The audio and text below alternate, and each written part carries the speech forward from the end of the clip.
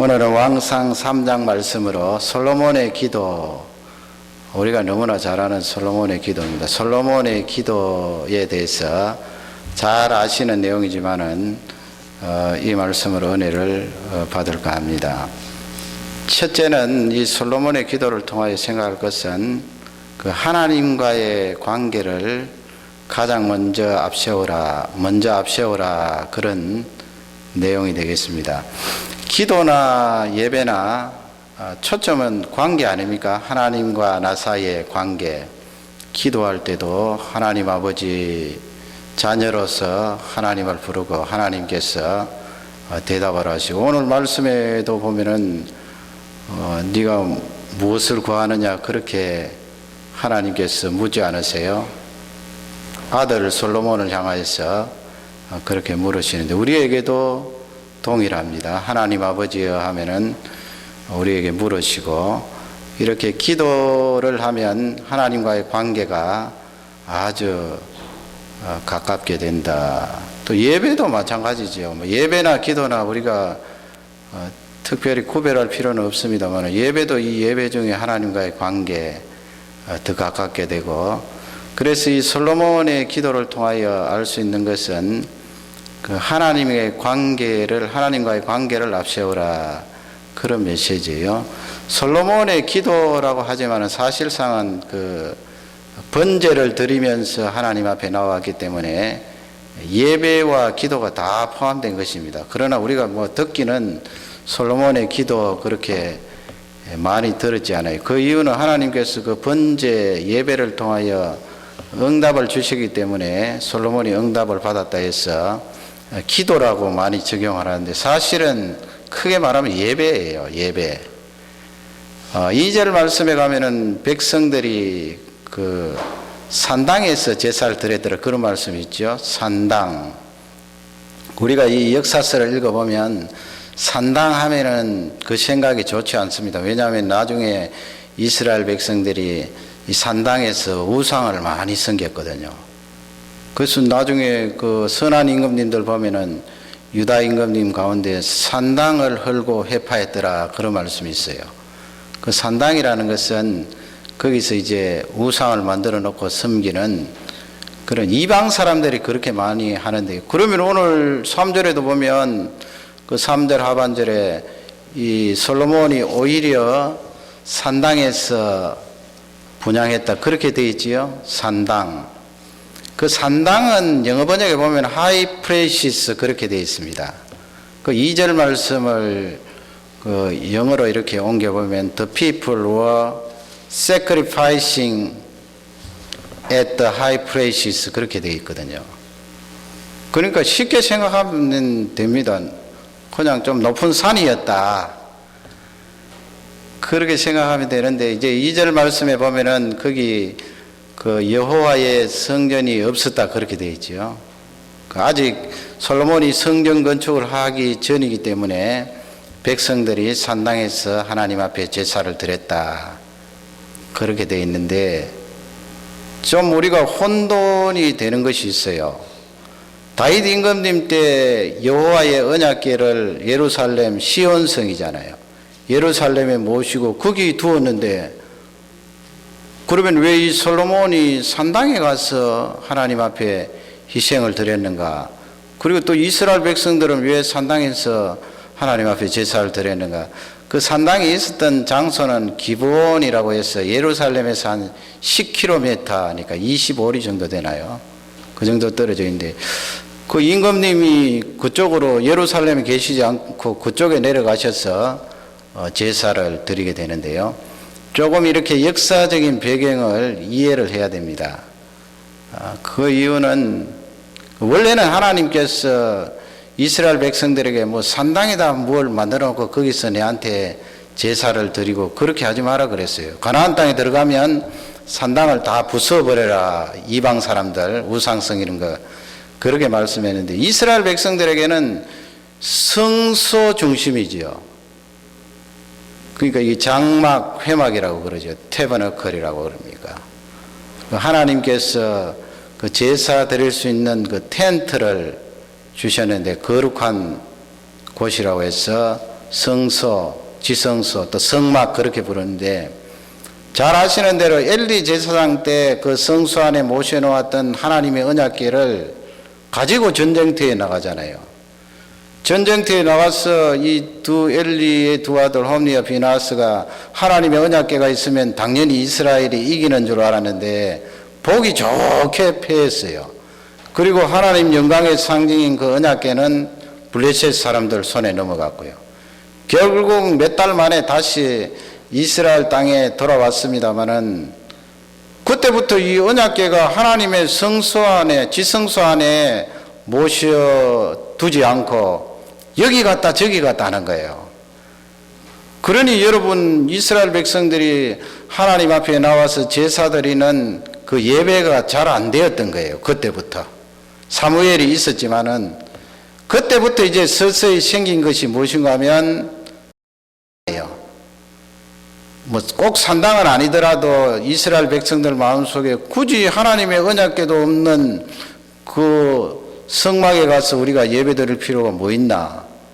자기하고 가까운 뭐 산이라든지 아니면 그런 장소에 하나님 앞에 예배 드리면 되지 않나? 그렇게 생각해서 이제 예배를 이제 이곳저곳에서 서서히 드리게 된 거예요. 그것이 이제 사울 시대 지나고 다윗 시대 지나고 이 솔로몬 시대까지 왔는데, 그러면 왜 이 솔로몬 임금님이 산당에까지 내려가서 제사를 드렸는가? 하나님의 언약궤가 엄연히 왕궁이 있는 그 예루살렘에 있는데, 그것은 여러분 사무엘상 22장 말씀에 가면은 사울이 그 에돔 사람 도액의 말을 듣고 뭘 합니까? 다윗에게 진설병을 주었던 그 노베에 있는 제사장들을 학살하잖아요. 85명. 그때 살아남은 유일한 생존자가 아비아달인데 그 외에는 다 학살을 당했다고요. 그 사람들이 누군가 하면 엘리 제사장들의 후손들이에요. 그러니 제사장들이 다 죽었으니까 이제 거기에 제사 집례를 못하니까, 물론 뭐 레위 사람은 있지만은 제사 집례를 못하니까 거기 있었던 성소의 기구들을 나중에 옮긴 거예요. 어디로 옮겼는가 하면은 기본에 있는 그 산당으로 옮겼어요. 그 오늘 말씀에도 보면 안 읽었습니다만은 그 솔로몬이 단에서 그렇게 분향하고 제사 드렸더라는 그런 말씀인데, 그 단이 번제단, 그 하나님 앞에 성소에 성막 안에 있었던 그 제사 드리는 단이에요.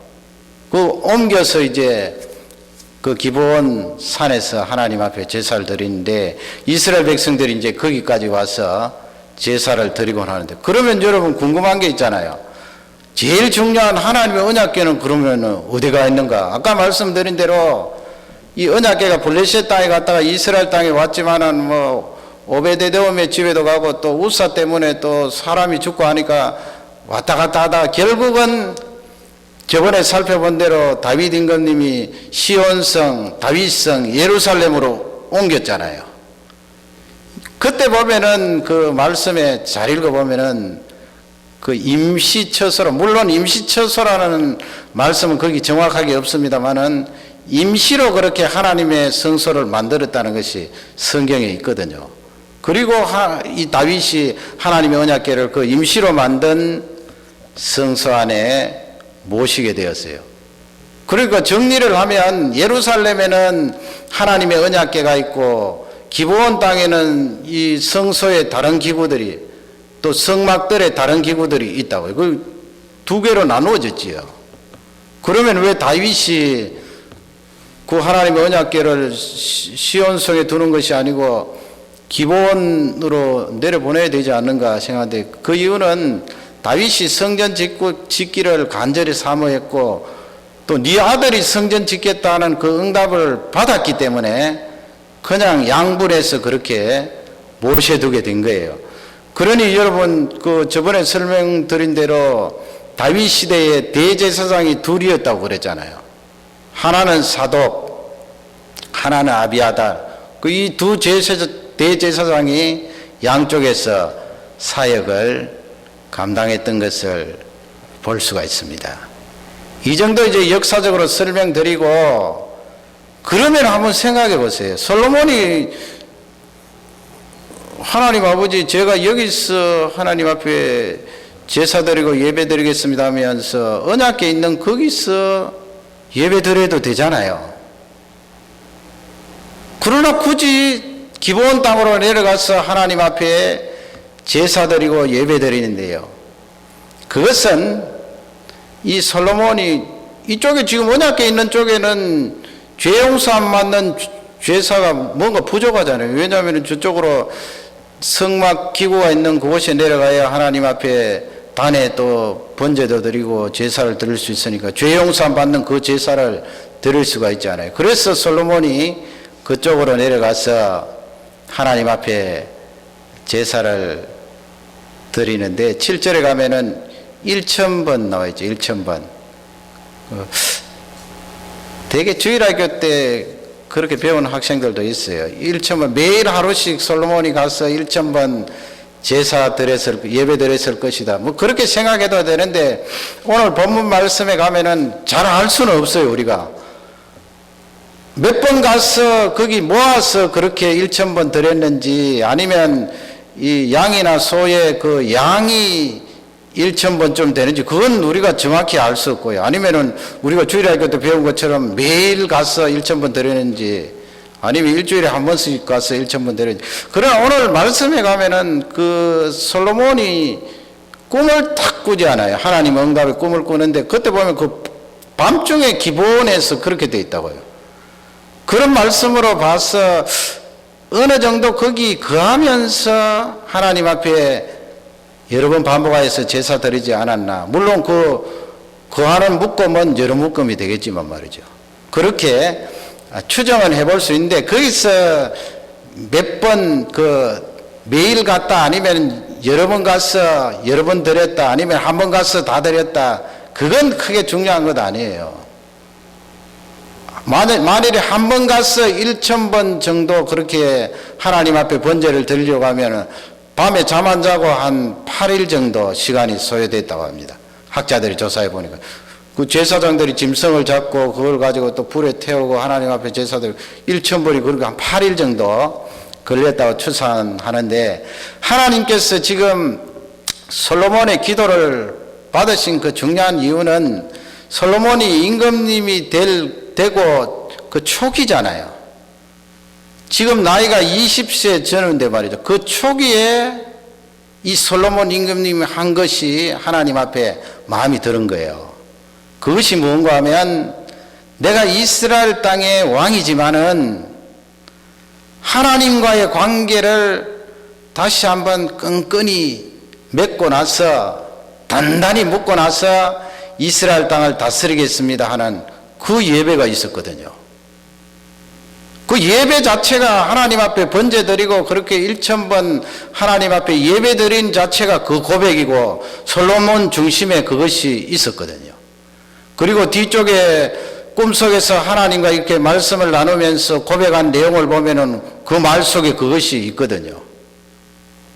하나님과의 관계를 가장 우선시 생각했다. 그러면 여러분, 제가 서두에 하나님과의 관계를 우선시 생각하고 하나님과의 관계를 단단히 할 수 있는 중요한 요소가 기도하고 예배라고 그랬잖아요. 기도하고 예배거든요. 제 어릴 적에 주일학교 다닐 때만 해도요, 제가 시골에서 이렇게 왔다 갔다 하면서 다녔는데, 여러분, 우리 주일학교도 수요 예배 있었던 거 아세요? 수요 예배 있었어요.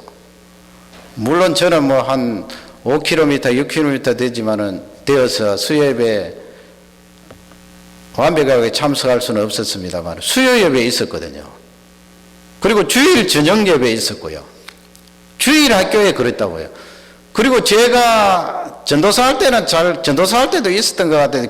주일학교 교사할 때 오늘 곰곰이 생각해 보니까 저녁 예배가 있었어요. 어린이 저녁 예배.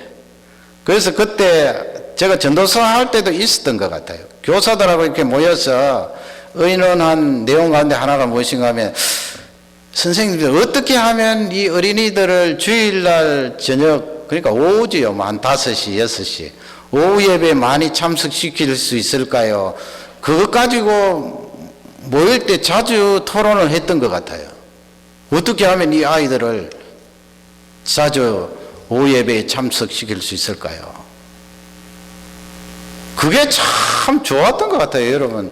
요즘 생각하면은 그것이 너무 아름다웠던 것 같은데, 그러면 여러분 요즘은 이 모바일 폰이라든지 뭐 영상 이런 빨리 돌아가는 이 시기에 과연 아이들 시간도 없는데 그렇게 예배에 모아야 되나? 예배에 나와서 하나님 앞에 그 관계를 다시 회복하는 그런 경건을 해야 되나? 너무 시대에 뒤떨어지지 않나? 일주일에 한 번이면 되지 뭐. 그렇게 우리가 생각할 수 있어요. 그러나 오늘 말씀을 보면은 이 아이들이나 청소년들이 주일 한 번 딱 예배 드리는 것으로는 부족하다고요. 부족해요. 우리 어른도 말이죠. 여러분 그렇지 않습니까?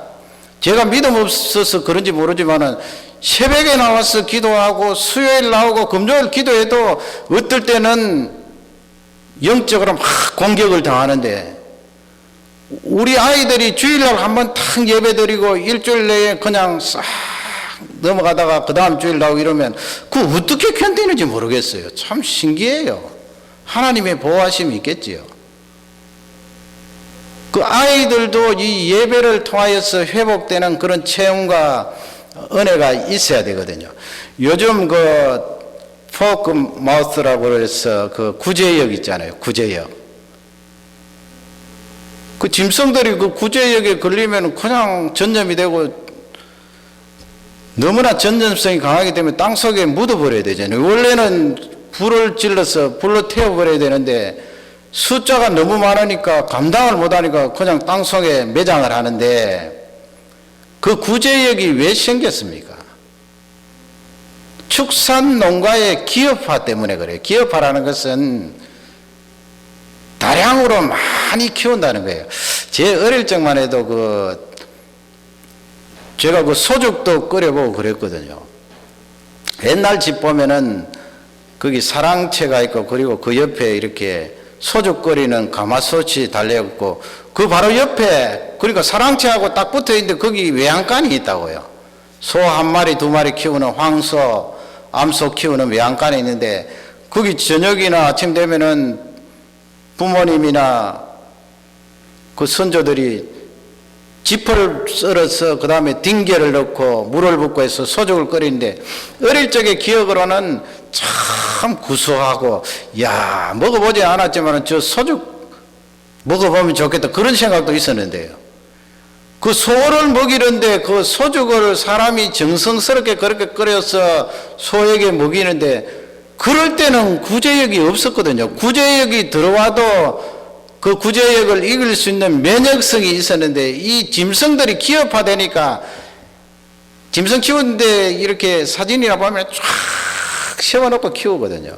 옛날에는 외양간을 만들어서 거기에 소 한 마리 두 마리 다 키우고 얼마나 정성을 들여서 추운 겨울에는 거기에 불을 떼니까 외양간이 따뜻하고 그 다음에 소도 옷이 있다고요. 옷. 여러분 아시지요? 짚을 이렇게 엮어서 추운 날은 소에게 옷을 덮어 씌우고 그렇게 했는데, 기업적으로 키우니까 이 작은 면적 안에 수십 마리 수백 마리가 들어있으니까 면역성이 없다는 거예요. 병균이 들어오면 그냥 팍팍 쓰러진다는 거예요. 그리고 그 먹는 먹이도 다 사람들이 가공한 것 아니에요. 그러니 병균이 들어오면은 이 짐승들이 돼지나 소가 견딜 수가 없는 거예요. 길게 설명했습니다만 간략하게 줄이면, 우리가 과거에 따랐던 그 전통적인 방법이 다 그런 것은 아니다 그 말씀이죠. 특히 성경 말씀이 가르쳐주는 이 진리는 그런 것이 어디 있습니까 여러분? 옛날 것이 잘못되었습니까? 지금 모바일 폰이 이렇게 나오고 영상이 발달되고 컴퓨터만 켜면 아이들 막 시간 갈 줄 모르고, 그러면 이 추세에 맞춰서 그쪽으로 기울어야 되는 거 아니거든요. 소나 돼지처럼 그 정도 이상으로 우리의 영성은 더 예민하고 성경 말씀으로 돌아가야 되는데 그것이 바로 예배고 기도라는 거예요. 그래서 저는 우리 교회도 뭐 장소만 된다면 수요밤도 어린이 예배 드리고 주일 오후에도 어린이 예배 드렸으면 좋겠어요. 예배 뭐 10번 100번 드리면 부족한 것이 어디 있나요? 성경 말씀으로 돌아가자는 거죠. 그러면 예배 안 드리고 그냥 집에 있으면 뭐 하나요? 그게 참 중요한 말씀이거든요. 가정에서 그러면 우리 이민생활하면서 돌아가서 자녀들 붙들고 가정예배 드릴 수 있는 가정이 과연 몇 가정이나 되나? 이번에 안산의 안산고등학교 여러분 잘 아시죠? 안산 동산교에서 세운 김인중 목사님 시험, 우리 합동측이잖아요. 김인중 목사님 시험은 그 안산 동산고등학교에서 이 전국 그 통계를 내는데 서울대학교 많이 들어가는 것이 우수한 학교다 그렇게 볼 수는 없습니다만은 그 학교가 기독교 학교니까 10몇 년 전에 세운 기독교 학교니까 우리가 간증할 수 있잖아요. 그 안산 동산고등학교에서 서울대 입학률이 최고 높다고요. 2위하고는 엄청 차이 난다. 그러면 그 안산고등학교에서 뭐 특별한 방법을 사용했는가? 돼지 닭 키우듯이 그냥 학생들 쫙 현대식으로 일렬로 쫙 세워서 현대 시설을 자랑하면서 거기에 주는 여러 가지 영양가 있는 교육이나 영양가 있는 음식을 공급했는가? 그게 아니거든요. 뭘 했는가 그러면? 그 안산고등학교에서 주장하고 강조하는 것이 김 목사님 그 신앙 이념에 따라서 채플이 있고요. 학생들 예배 드리는 거예요. 그리고 선생님들이 절대로 아이들 때리지 않는 거예요. 예배 드리는 거예요. 기도하는 거예요. 거기 바이블 스터디 그룹이 있는 거예요. 별 다른 거 없어요. 그렇게 했는데 서울대 입학률이 전국 최고다. 성경이 가르쳐 주시는 진리거든요. 성경 말씀으로 돌아가야 됩니다.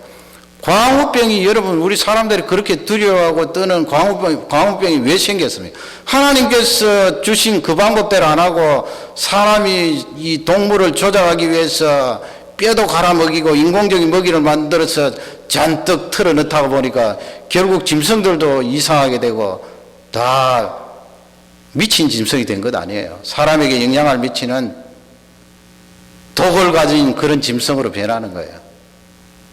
솔로몬 임금님의 이 기도와 예배를 통하여서 우리가 생각하고 은혜를 받아야 될 것은 바로 그 점이에요. 하나님을 가장 앞세우는 태도, 그 앞세우는 내용이 바로 기도와 예배이다.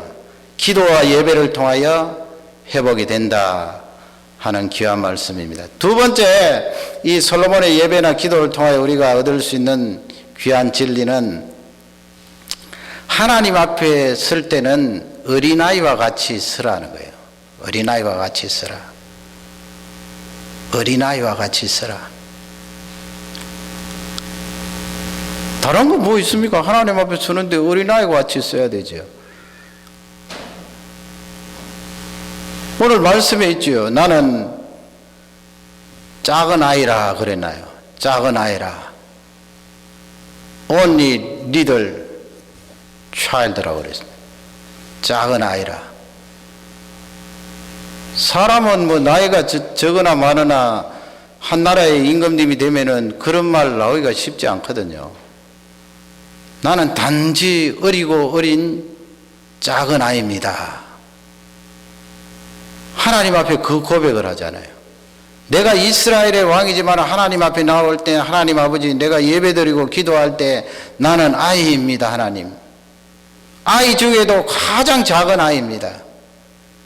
그렇게 고백하는 그 신앙심을 하나님께서 높이 평가한 것입니다. 나는 아이입니다. 그래서 기본에 내려와서 예배드리는 그 중요한 다른 이유가 한데 하나가 하나님 아버지 나는 아이입니다. 나는 허물이 많습니다. 나의 어머니를 보십시오. 나의 어머니는 원래 바세바라는 여인인데 그 바세바는 햇사람 우리와 함께 결혼하여 산 사람 아닙니까? 그러나 어머니가 범죄하여서 아버지인 다윗과 다시 재결하여서 나를 태어나게 했는데 내 위로 하나님 아버지 족보 따지고 올라가면 나는 죄인의 가문에서 출생한 사람입니다. 말씀에는 그렇게 고백 안 했지만은 나는 작고 어린아이입니다. 그 말씀은 다 포함된 거예요. 하나님 앞에. 내가 임금님이지만 하나님 앞에 내세울 것이 무엇이 있습니까? 너무나 어리고 약합니다. 어린아이에 불과합니다. 그래서 기브온에 내려가서 거기에 번제단도 있고 하나님의 그 예배드리는 기구가 있는 그곳에서 무릎을 꿇고 죄 용서함도 하나님 앞에 청구하고 허물도 청구하고 그렇게 해서 예배를 드리는 거예요. 나중에 보면은요, 26절 말씀에 가면은 16절 말씀에 가면 이 솔로몬이 예루살렘에 올라와서 하나님의 언약궤 앞에서 번제와 수언제를 드렸다고 그렇게 되어 있는데 거기 수언제는 감사제거든요. 감사제. 지금 솔로몬이 기브온에 갔다가 응답을 받고 예루살렘의 하나님의 언약궤 앞에 그렇게 감사제를 드리는 것은 하나님의 영광을 드러내는 거거든요. 지금 양쪽에 왔다 갔다 하는 것은 자기가 어린아이로서의 하나님 앞에서 그런 자세로 하나님 앞에 예배드리고 기도했기 때문에 한쪽에서는 죄를 고백하고 한쪽에서는 하나님의 영광을 드러내는 그 경건을 나타냈던 것입니다. 마지막 세 번째로는 하나님께서 우리에게 기도 응답하실 때 그 응답은 일상에서 사용할 수 있는 것을 응답하신다는 내용이에요. 대개 기도 응답하면은 그냥 추상적으로 내 영적으로 하나님께서 강력하게 은혜를 부어주시고 경건 생활에 은혜를 더하여 주시고 그렇게 추상적으로 그것도 추상적인 것은 아닙니다만은 실제 내 눈에 생생히 보이도록 그렇게 해주시는 것은 많지 않으리라 생각하는 경우가 있거든요. 그러나 솔로몬이 그 5절 말씀에 내가 무엇을 구하느냐 그랬을 때 9절 말씀에 가면 이 솔로몬이 무엇을 구합니까? 하나님 아버지, 이 많은 백성들 내가 어떻게 지혜롭게 저들을 다스리고 재판할 수가 있습니까? 저에게 지혜를 주십시오. 그렇게 하니까 하나님께서 10절 이하의 응답을 하시잖아요. 10절, 그 다음에 11절, 12절, 13절 가면서 11절에 보면은 어떻게 너는 부도 구하지 않고 수도 구하지 않고 오래 사는 것도 구하지 않고 원수의 생명도 구하지 아니하고 백성들을 지혜롭게 다스리기 위하여서 지혜를 구하느냐. 하나님께서 기뻐하신 거예요. 그래서 내가 너에게 지혜로운 마음을 주는데 12절 말씀에 보면 그런 지혜 있는 자는 전에도 없었고 앞으로도 없을 것이다. 그리고 13절 말씀에 가면 네가 구하지 아니한 부나 영광도 너에게 주겠다. 그 전에 없었던 것이다. 솔로몬에게 그런 말씀을 하잖아요. 그래서 뒤쪽에 오늘 3장 뒤쪽에 가면은 솔로몬이 그 응답받은 내용을 구체적으로 꼬집어서 거기에 이 왕상 저자가 기록을 한 거예요. 많이 있겠지만은 하나님께서 응답해 주셔서 지혜롭게 나라를 다스린 그 사건들이 많이 있겠지만 그 가운데 대표적인 것 한번 들어봐라 하면서 우리에게 알려주는데 그 주일학교 때부터 들었던 유명한 이야기 아닙니까? 두 여인이 한 집에 살았는데 난지 3일 만에 아기가 죽었답니다. 왜 죽었는가 하면 한 여인이 잠을 자다가 아기를 그냥 그 위에 덮쳤겠지요. 피곤하여서 잠을 자는 중에. 그러니 어린 아기가 질식하여서 세상을 떠나게 되는데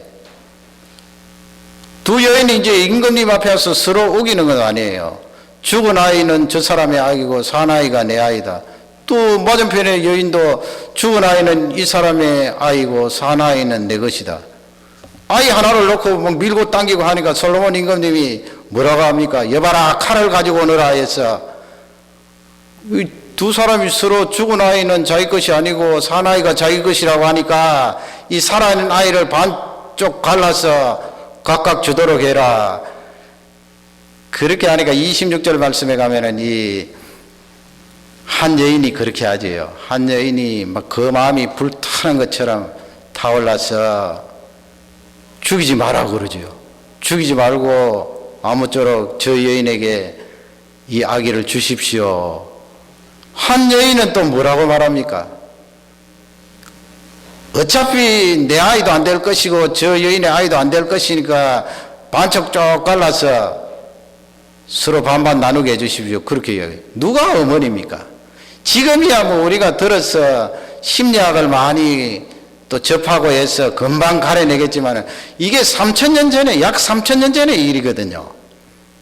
어떤 사람은 뭐 원숭이가 사람 됐다 그런 말 하는데 말도 되지 않는 이야기죠. 3,000년 전에도 하나님이 만드신 사람이 그 모성애를 지혜로 재판에 이용한 것 아니에요. 솔로몬 임금님이. 그 긴박하게 돌아가는 상황 가운데 두 여인이 막 입에 거품을 물면서 서로 내 아이라고 밀고 당기고 하는데 임금님이 어떻게 그런 통찰력 있는 재판을 할 수가 있나요? 하나님이 주신 지혜인데 모성애를 활용한 판별법이거든요.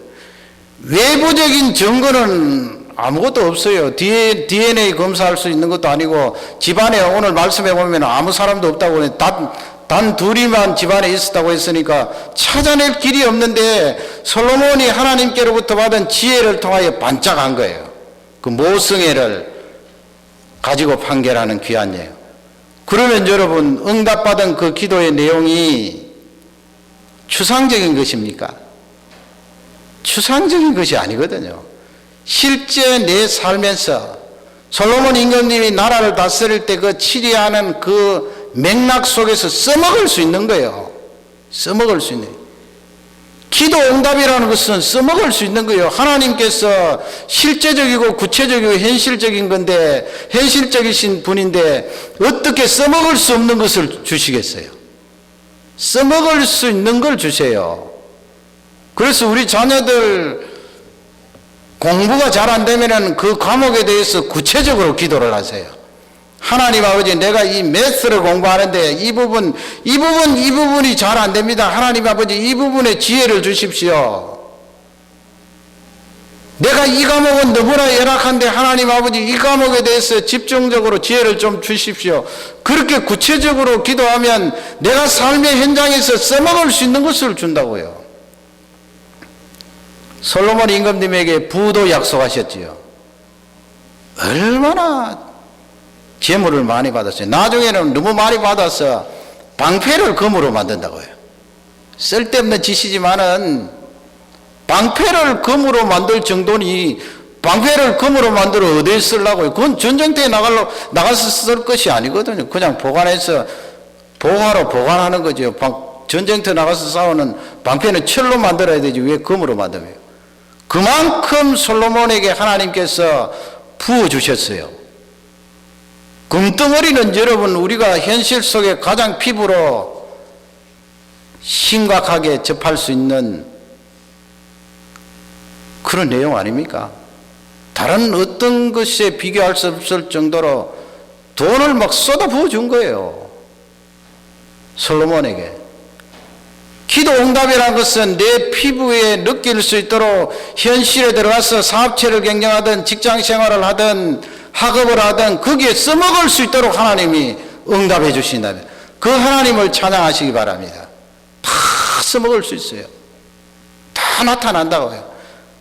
그래서 반드시 우리 자녀들이나 어른들이나 사업체 경영할 때도 기도하고 직장 생활할 때도 기도하고 하나님 아버지, 내가 이 삶 속에서 잘 적용이 될 수 있도록 응답해 주실 줄 믿습니다. 그렇게 기도하면 솔로몬에게 응답해 주신 하나님께서 우리에게도 반드시 응답해 주실 줄 확신합니다. 이 말씀들이 우리에게 축복이 되기를 주님의 이름으로 축원합니다. 우리 다 같이 기도하겠습니다. 말씀을